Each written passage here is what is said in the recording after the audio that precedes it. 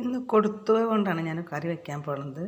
പരിപ്പും കൊടുത്തുപോയും കൂടി ചേർത്തിട്ട് ഇനി ഇത് ചെറുതാക്കി അരിയണം. ഇങ്ങനെ പിടിച്ചിട്ട് അരിഞ്ഞാൽ മതി. ഞാൻ കയ്യുമ്മൽ ഉറയുന്നുണ്ടെന്നില്ല.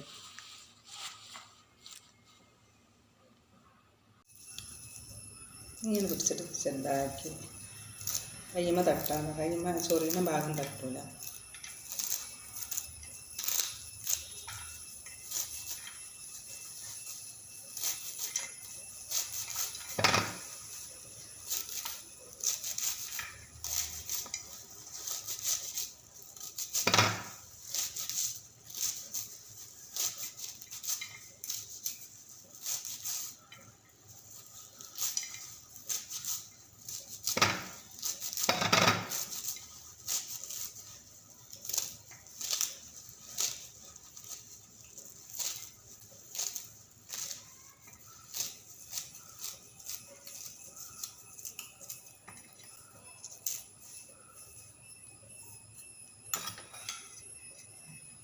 പരിപ്പ് അടുപ്പത്ത് വെച്ചിട്ടുണ്ട്.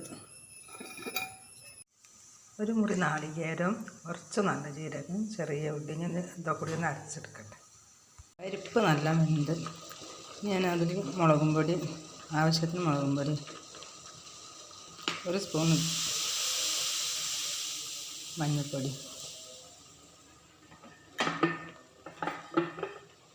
ഉപ്പും പാകത്തിന് ഇട്ട് കൊടുക്കണം.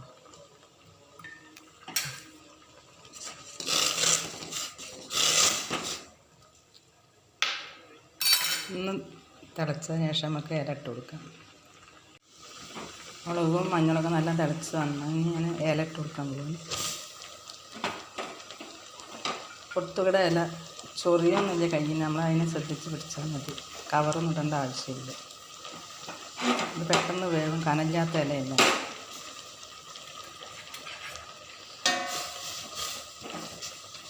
ലേശം നേരം കിടന്നിട്ടുണ്ടെങ്കിൽ പെട്ടെന്ന് വെന്ത് കിട്ടും. നല്ല വിറ്റാമിനുള്ള ഇലയാണ്. ഇല അതിൽ കിടന്ന് വെന്ത് ഞാൻ നാളികേരം ചേർക്കാൻ പോവുകയാണ്.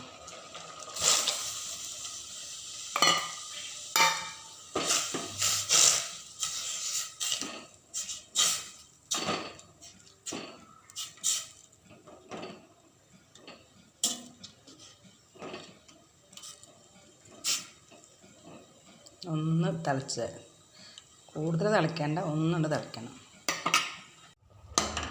കറി തിളച്ചു.